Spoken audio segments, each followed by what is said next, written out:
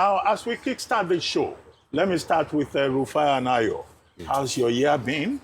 What are the special moments for you in the year 2024? Now that, we're looking very close at 2025. Let me start with you, Rufai. And then it's been a very eventful year. Some sad moments, some happy moments. Every year is always a mixed bag. The sad moments that come to mind was a stampede. Lots of people lost their lives. People wanted to be kind to people this Christmas. They got food out there, but, crowd control issues and things like that, and they lost their lives. Our commiserations to their families. And also, sad moments in general, case of insecurity and all of that. A sad moment came to a joyful moment when Dele Faratimi was released yesterday, because we all remember how we took that story. I got a chance to speak to him yesterday. He's in high spirits. And also, the state of play of the economy was very saddening in the course of the year. The fact that we thought that a lot of things were going to change, but we were hit with high prices. It was this year that petrol prices went up to over 1,000 naira. Yeah. NNPC said they were finally not going to pay the little subsidies they were still paying before. Yeah. And it was this year inflation skyrocketed, over 34%. This year, too, monetary tightening began. That also stifled the prospect of a lot of businesses. In the polity, there were elections, which a lot of people complained about. This year, we had the Edo elections, which people have their reservations about. We also have a lot of things. We had a lot of things happening in the polity people were not too happy about. So it was a mixed bag. But there were also some good parts of the year. Yeah, let's not deceive ourselves. This year was the year that for 2 years back-to-back in a row, another Nigerian did win the African Footballer of the Year, Ademola Lookman, taking up from where Osimhen left it last year. There were some successes also on the international scene for Nigeria. A lot of Nigerians doing well and excelling. There were also some, successes across board, in the terms of the area of government. It was this year that the minimum wage, came to be. NEL Fund also started. But a lot of people are still complaining they've not received their salaries. They've not gotten the new minimum wage yet.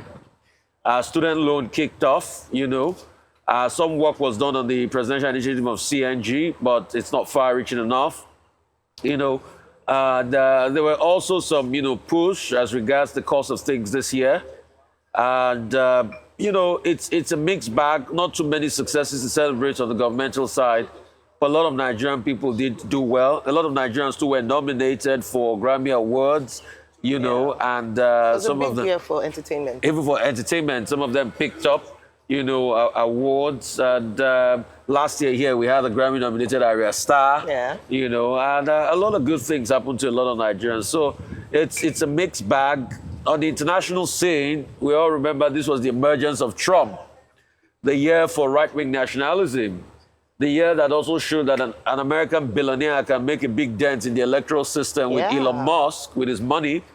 Now he's also trying to give Nigel Farage that same injection in the UK elections. There were riots in the UK. The war continued. Yahya Sinwar was killed. The Israeli continued with their onslaught, which is a very abhorrent one against human rights. Also, they opened up a new front with Hezbollah, but that has been quelled. The ceasefire has happened. Also, on the international scene, the fighting in Ukraine continued. We thought there would have been a ceasefire by now. Also, we had that continuing. Drum beats of war here and there in the world. But there were also bright moments. We cannot forget also the killing of a farmer chief, Mangione, killing the farmer chief. He's still accused of that. He's not proven guilty yet in court. But there are also some bright spots, in the world as regards the play of things. In the UK, for instance, Keir Starmer came in, and it's been seen now that government is not that easy. On the foreign scene, some figures of bright spot here and there. But it's been a mixed bag. It's been a year of a lot of wars, a lot of pain, a lot of strife. And that's why we can only hope for 2025. It's on our own West African continent, it was the year where our African brothers decided to leave ECOWAS, Benin, Niger, Burkina Faso, Mali. And a lot did happen this year, but we are still here. We are still standing. We can only hope for the best. We can only hope for a good one. And, you know, some things live to its billing. A lot of celebrations, dirty December, it's getting dirtier by the day. And we can only hope for the best, Dr. But so it's a mixed bag here. Okay, Ayo? All right, so a lot of things, but I'm going because it's a Christmas special. Let me just, first of all, salute who I would consider person of the year or people of the year, and that is the Nigerian people. Despite everything that's happened this year, the Nigerian people or the Nigerian spirit has come up more than ever. Resilience, diligence, that never die, never give up spirit. So today on Christmas Day, I'd like to congratulate every single Nigerian for surviving and thriving. I use that word very carefully, but still keeping hope alive and just maintaining that joy irrespective. And that's one thing that we must continue to celebrate. The uniqueness of our hopefulness. I think that's such a special quality as Nigerians that we mustn't lose. We talk about our people being the greatest asset. And as long as we have that, our asset remains intact. But on the, realistically, a number of things, ups and downs, like you mentioned. Let me start with the things that didn't quite work, so that I'll end on a positive note. The things that didn't quite work, of course, economic realities for a number of people. The reality of the increase in fuel prices, the removal of fuel subsidy came to bear more than ever this year. And a number of people found themselves, in some instances, having to ditch their cars and finding alternative means of movement. Also, the prices of food, even though I know that the government is trying to stabilize food prices, but the reality is that as we speak today, a number of things have gone high. So some people might not be having such a Merry Christmas. I'm hoping that today we're going to be able to spread some joy and put some smiles on people's faces as well. Beyond that, of course, I want to also say this year was a year for the women. We see a number of women rise up. Really grateful for the recent appointment of the president. We see a number of shining stars who can really make a big difference in the management and governance of Nigeria. One of them, of course, whom I've always spoken about, Dr. Jumoke Odowole. Excellent choice, brilliant mind, looking at what she's going to be able to achieve with the IT, Industry, Trade and Investment Ministry. I think she's going to do spectacularly. And beyond that, the first female president of Namibia was elected this year.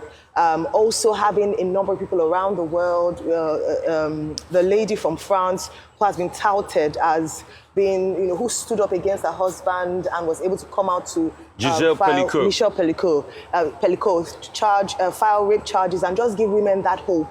I think it was a big year for entertainment in Nigeria as well. We have the stars like Ira Star, Thames did excellently well on the global scene, and we remain our own biggest ambassadors from Nigeria to the world. I believe the art sector also saw a big facelift. So perhaps kudos to the Ministry of Arts, Culture, Tourism, and Creative Economy. We were able to see some useful collaborations with our Western partners and being able to transport or export the best of Nigeria from here to the rest of the world. Movies, music is still growing astronomically. Kudos to the likes of Wizkid, Davido, kudos to the like of Burna Boy, and all the others who are putting Nigeria on the global map.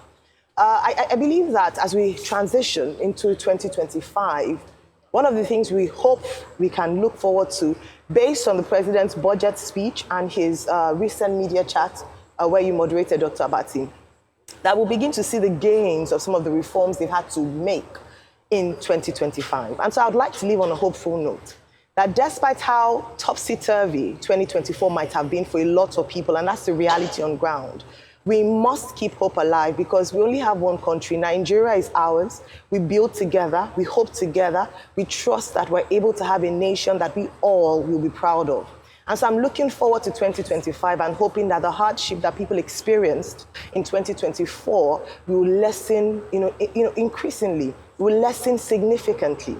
And finally, it's the festive season. If you're able to help or support your neighbor around you, this is a good time to be charitable. A lot of people around you might not have food to eat, might not have, a bright Christmas, but you can make it brighter for them. So on a whole, for me, I just stayed in Nigeria largely, that Nigeria has faced its fair challenges this year, but we must continue to sustain what Nigerians are known for, our resilience, our passion, our diligence, and hope must never die. Okay, very quickly, it's Christmas Day. Once again, Merry Christmas to everyone. And let me start with Christmas, the significance of Christmas. I think the essence of today is very important. And that subject is well covered in the New Testament, which talks about the nativity of Christ, the birth of Jesus Christ through Holy Annunciation and Messianic predictions, which led to shepherds seeing the stars shining so brightly and proclaiming it, and the angels proclaiming also the birth of the Son of God.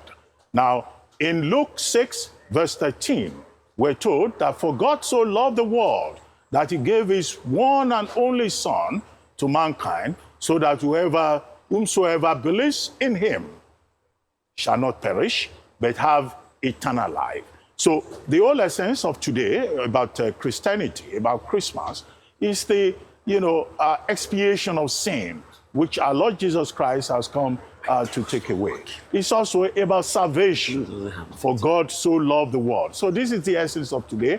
But by the early 19th century, Christmas had developed as a result of its expansion by the Oxford movement in the Church of England and other persons who wanted to make Christmas the center of Christianity and the doctrine.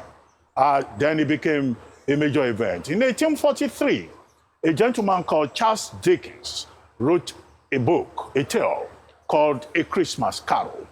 And in that, book, A Christmas Carol is a very popular book. It talks about the brotherhood of mankind, about generosity, about, giving, about festivity, about today, Christmas, being a day for family gatherings. And it gained momentum in that early 19th century. By 1832, Queen Victoria was the first person to say, oh, I have a Christmas tree. So the tradition began to develop. In the same 1843, when Charles Dickens wrote A Christmas Carol, Sir Henry Cole designed the first Christmas card, and the tradition of Christmas card began at that level. I'll jump quickly. By the 20th century, Christmas had become a very big occasion for celebration, for coming together, for spreading goodwill, for spreading joy, and from England, it spread to other parts of the world. However, it is not, every Christian group that celebrates Christmas. There are controversies about whether December 25 is indeed the actual date that our Lord Jesus Christ was born in Bethlehem, in a manger. Now, some other groups consider it, a paganistic celebration, and as a result of that, today, you will not find certain Christian denominations celebrating Christmas. For example, the Jehovah's Witnesses. Jehovah's Witnesses celebrated Christmas up until 1928. After 1928, they changed their mind and said Christmas will not be celebrated again.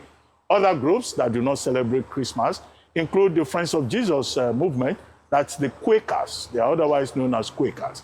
In Nigeria here, the Mountain of Fire and Miracles, MFM Ministries, does not celebrate Christmas. There are other groups as well. God's Kingdom Society does not mark Christmas. They say, well, maybe Jesus Christ was born in October. But the residual point, whether some people agree that December 25 is the day or not, is that December 25 has become established as a major religious and spiritual occasion to remember the birth of Christ and to remind humanity of the need for joy, for goodwill, for togetherness. And I think it's in this respect that quite a number of persons we have seen, locally and internationally, Tolu Arokodare in Vinicius, celebrated, gave out free food. Alex Iwobi in East London, Canning Town, in his mini-mart, gave out food. Christmas parties have been all over the place. Tony Elumelu having all-white Christmas party, and others also, donating to people. So that is the spirit of Christmas. But today, as we celebrate, we should do so with caution. Some people think that it's a day, to get drunk, to indulge themselves. Safety must come first. We must all pay attention to our safety as we look at another year that many people are hoping will be better than the year 2024. The year 2024 has been a year of great uncertainties. I'll deal with what has happened on the international scene. This year, many people were saying, oh, there will probably be Third World War. But as the year ends, all of us are winners because that Third World War has not happened. But however, it was a year that placed humanity very close to the brink of danger. The axis of resistance collapsed. The axis of resistance, meaning, Hezbollah in Lebanon, Hamas in Gaza, and also the Houthi rebels, all these Iranian-backed forces that have been, posing a threat to the Western allies. As the year ends, we remember all the people that died on the war front, all the people that lost their lives either in Lebanon or in Syria or in, other parts of the world. Now, again, there were winners this year. President Donald Trump won. That is, the Republicans won. The Democrats lost. Joe Biden could not, achieve his objective of coming back for a second term, primarily due to age, advanced age. And then it was also a year of elections. Over 200 elections in all the continents, everywhere. And we saw, globally, democratic consolidation. However, in Africa, we've had the unfortunate incidents in parts of Africa where we had a return to coup-making, and particularly in West Africa, in the Sahel region. It was a major setback for ECOWAS, with countries like Mali, Burkina Faso, Niger, saying they will no longer be part of ECOWAS, and Guinea, add Guinea to that list. The elections. In Ghana, we saw the return of John Dramani Mahama for a second term in office. There was also an election in Mozambique, which was won again by Frelimo, which has been in power since 1990. But in Mozambique, they elected their very first female president. The incumbent party lost power in Botswana, and we had, a new party coming to power in that particular country. So despite the setbacks that we have had in Africa, of course, there is hope, in some parts of the continent. And then, of course, Rufai Oseni and Ayo, they've covered the grounds in terms of, achievements in other areas of life. But just to make the point that Ademola Lookman deserves to be celebrated, most certainly. The Paralympics team of Nigeria that went to the Paris Olympics need to be congratulated and celebrated on this occasion at an event where able-bodied people just spent Nigeria's money and came back with no medal. The Paralympics not only, performed brilliantly, they even broke records. Oluwafemi Sayo and also Adeola, who won the first African medal in para badminton, and then the lady Oluwafemi Ayo, who won, 3 gold medals, and then others, giving us a total haul of 7 medals. It was also the year of Max Verstappen, winning back-to-back the Formula One. It was also the year of Caitlin Clark, who distinguished herself. It was also the year of the Tigers, who did so well that they got to the quarterfinals for the first time, as an African team. And their coach, Rena Wakama, being recognized at the Olympics as the best female coach. A long list of achievements in the year. But as I said earlier, we are all winners to have made it to this moment, and we should all look forward to next year with hope.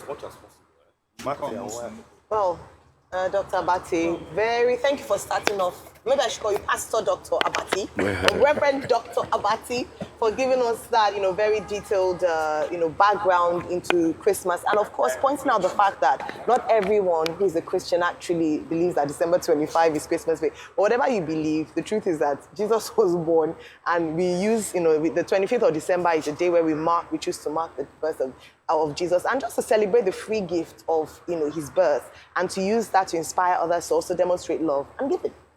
All right, on that note, I'm sure you'd agree with me that we need to take a break to really celebrate the essence of the season.